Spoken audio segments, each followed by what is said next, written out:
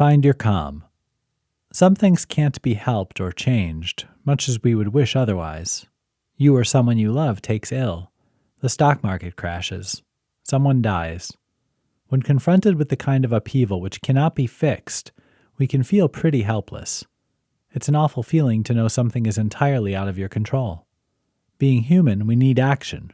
We have to feel like we're still in there fighting and doing something worthwhile to make things better. Here's where you need to realize there is something you can do. You can control yourself. Emotions can run away with us at times like this.